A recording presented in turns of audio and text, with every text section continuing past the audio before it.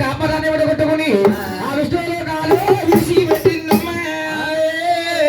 అది కొల్లాపురం దేశాలు సాగిల్లినాడు.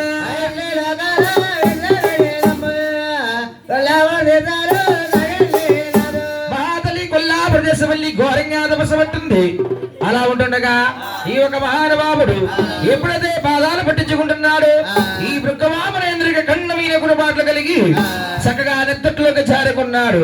నీ కళ్ళగారు నీరిస్తాను చూడని పాదాలు పట్టినట్టే పట్టి అరికాల్లో ఉన్న మూడో ఒక్క నేత్రాన్ని గమనించుకొని అలా సిద్ధపేసరు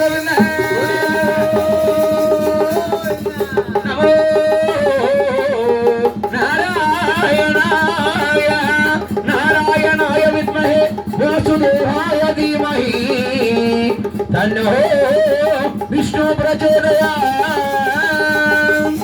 ఓయే మహానుభావ, వైకుంఠవాస, శ్రీనివాస, ఏ అవతారుడికైనా నీకు నువ్వే సాటి స్వామి. చేరుపుగానే నన్ను తీసుకువచ్చి నీ శాసపానపు మీద కూర్చుండబెట్టి నా పాదాలు పట్టినట్టే పట్టి నా అరికాళ్ళను మూడొక్కలతో నుంచి తిప్పినందుకు నిన్ను ఎన్నడికైనా దెబ్బకు దెబ్బ ప్రతీకారం తీర్చుంటున్నాయా మహావిష్ణువ. డైలాగ్ చెప్తా. నాయన వృక్కవామనేంద్ర, ఈ అవతారంలో వృక్కవామనేంద్రుడే పుట్టావు. ఈ అవతారం దాలించుకుని గొల్ల అదన్న కొడుకు గొల్లవారి అబ్బాయిగా పెడుతున్నావు. నేను శాసాద్రి పర్వతం మీద పుట్టల పాలైపోతారు. ఈ అవోదోడ వచ్చి నాకు పాలించిన కారణమ చేత ఆవును కొట్టాబోయి పుట్టలో నా సంపంతా కూడా నువ్వు రక్తపడలం చేస్తావు. అప్పటితో నీకు దెబ్బకి దెబ్బ తీరుస్తాడు. ఎదిరా బాబు, అయితే మనం చూసుకుందాం. ఎక్కడ పుట్టుకోడా ఆ కొట్టకొండ తీసిందేమ్మా.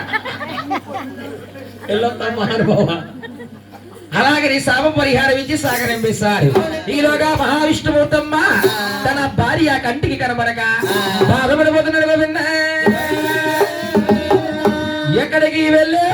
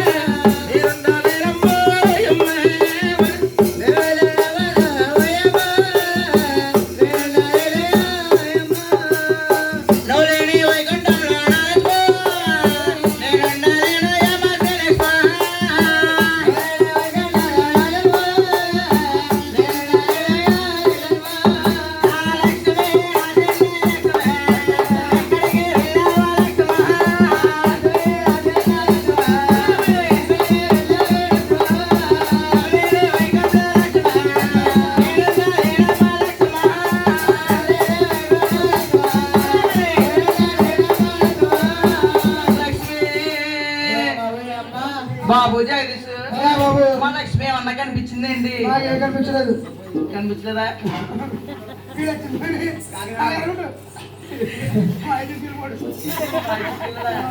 అయితే ఈ ఊరి సెంటర్ లో మా మాయకి మా లక్ష్మి దగ్గరికి ఉంటది.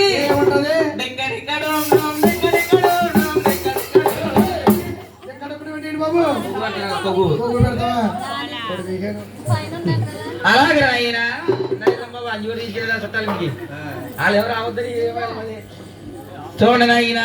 ఆనాడు భగవంతుడమ్మ రాణి లేని రాజ్యము నాకెందుకు, లక్ష్మీ లేని వైకుంఠము నాకెందుకు, అలాగని దేవాన దేవుడే పడ్డాడమ్మా. రాతి మహమంటే ఒక ఊర్లేలని క్షేత్రం ఉందట. ఆనాడు భగవంతుడి భార్య లేక ఆ విష్ణులోకాలు విడిచి పెట్టేరమ్మా. ససీ పర్వతము బయలుదేరేరమ్మా.